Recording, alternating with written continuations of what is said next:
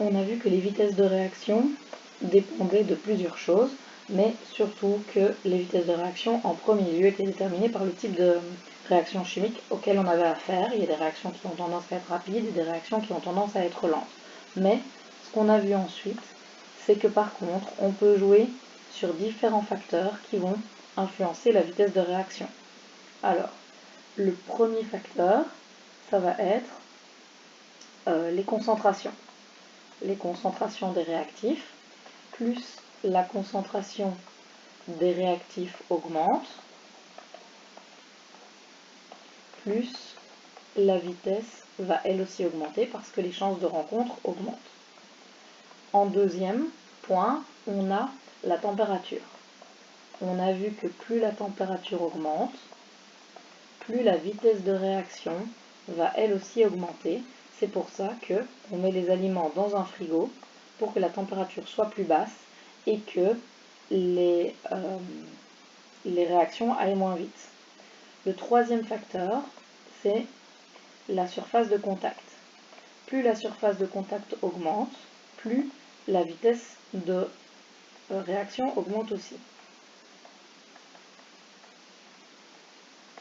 Et enfin, le quatrième point, c'est le catalyseur. Quand on met un catalyseur, la réaction va plus vite que quand on ne le met pas. Donc ce catalyseur, quand on le met, il augmente la vitesse de réaction. Pour comprendre la température, on avait besoin d'analyser ce schéma-là, que je vais reprendre donc sur deux schémas différents pour la température et le catalyseur, pour que ce soit bien clair. Donc ce schéma, il représentait quoi? Il représentait la quantité d'énergie, l'énergie étant ici, d'énergie cinétique, donc qu'ont les particules. Donc en gros, je vous rappelle que la surface sous la courbe, c'est le nombre de particules qui a donc une certaine quantité d'énergie. Pourquoi est-ce que augmenter la température augmente la vitesse de réaction? Eh bien parce que quand on augmente la température, globalement, l'énergie cinétique des molécules va augmenter également. Et pour qu'il y ait une réaction, il nous fallait deux conditions. La première était une rencontre, qui est favorisée plus la concentration est élevée. Et la deuxième, c'est que les molécules doivent avoir atteint l'énergie d'activation. L'énergie d'activation, c'était quoi? C'est une énergie cinétique seuil qu'il faut avoir atteint pour qu'il y ait réaction. Si vous êtes au-delà de l'énergie d'activation, vous allez réagir. Si vous êtes avant, vous n'allez pas réagir. Quand température augmente, donc si ça, c'est la courbe pour T1. Si T2 augmente, donc si T2 est plus grand que T1, la courbe globalement va changer d'aspect. Donc je vous ai dit, on n'est pas dans un cours de cinétique chimique de haut niveau, mais en gros quoi? On augmente la température, donc l'énergie cinétique globalement des molécules va augmenter, donc la courbe va avoir tendance à se déplacer vers la droite en se rabattant, s'aplatissant à gauche et en augmentant vers la droite. Ça, c'est l'aspect que prend la température en T2. Ce qui veut dire que si je mets T1 en bleu, avant que j'augmente la température, j'avais ce nombre-ci de particules qui peut réagir. Après que j'ai augmenté la température, j'ai tout ce nombre-ci de particules. Et normalement, si vous n'êtes pas aveugle et que vous me suivez, la zone mauve est plus importante que la zone bleue. Donc ça veut dire qu'il y a plus de particules qui sont capables de réagir.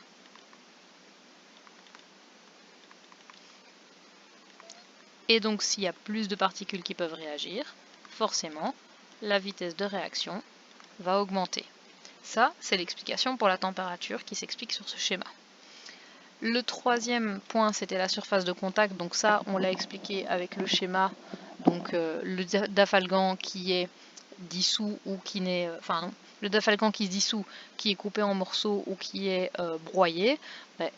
la surface de contact va faire que si le dafalgan est broyé, il y a beaucoup plus d'eau qui peut attaquer le dafalgan des deux côtés pour que la réaction se fasse par rapport à s'il était en cachet. Maintenant le catalyseur. Donc le catalyseur, pour expliquer l'effet du catalyseur, on a besoin du même schéma que celui de la température, mais on ne va pas faire la même chose dessus.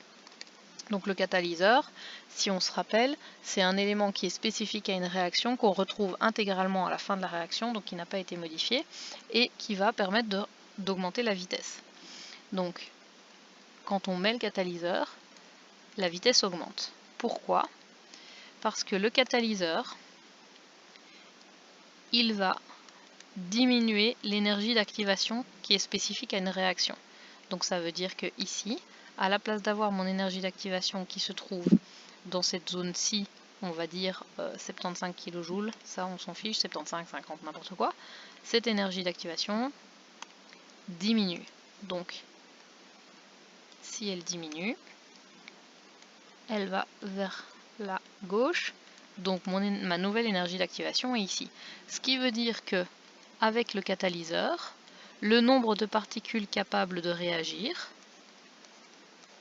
c'est la zone orange.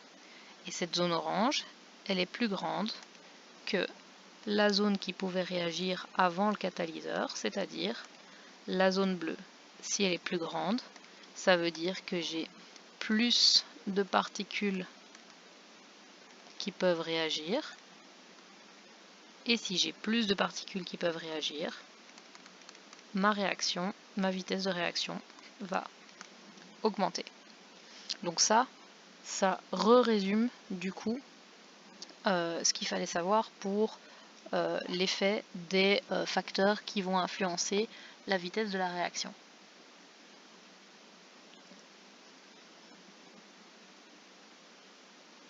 Alors, un petit exercice maintenant. Donc, c'est vraiment un exercice qui est théorique et donc c'est pas très compliqué à faire. C'est vraiment il n'y a pas de calcul, c'est juste un concept théorique. Donc, vous lisez la question, vous y répondez et puis vous remettez la vidéo sur play pour pouvoir avoir la réponse. Donc, si on a deux gaz A et B qui sont enfermés dans un récipient à une température ambiante. Donc, on a du A et on a du B. Donc, la réaction se fait à une vitesse V1 qui est égale à quelque chose. D'accord? Donc ça, c'est la vitesse de la première réaction. Qu'est-ce qui se passe? Premièrement, si on augmente le volume. Alors, si on augmente le volume, attention, on parle bien du volume du contenant. Qu'est-ce qui va se passer? Si je mets la même chose dans un volume qui est 2 fois plus grand, et que je mets la même quantité, qu'est-ce qui va se passer à votre avis? Les molécules vont être plus éloignées les unes des autres, et si elles sont plus éloignées les unes des autres, elles ont moins de chances de se rencontrer, et donc ma vitesse diminue. Ça, c'est pour le A. Si on augmente le nombre de molécules de B, eh bien, si j'augmente la quantité de B dans le système, donc je vais noter les molécules B que je mets en plus en... Ouais, c'est un peu bête ça. Je vais les noter en rose. Voilà. Donc si j'augmente les particules B en plus, eh bien qu'est-ce qui se fait? Vous mettez plus de monde dans le même bus, ben vous avez plus de chances de vous cogner dans quelqu'un. Donc ça veut dire que même si je n'augmente que le A ou que le B, ma vitesse va quand même augmenter parce que vous augmentez les chances de rencontre entre A et B en augmentant même que un seul des deux. Et si on diminue la température à volume constant, la vitesse va diminuer, vu que si je diminue la température, je sais que les réactions chimiques vont avoir tendance à ralentir. Donc voilà, ça c'était pour bien refixer exactement. Alors sur les vitesses de réaction, c'est vraiment des concepts qui sont théoriques, il n'y aura pas beaucoup de questions dessus, mais ça va être utile pour la suite du cours.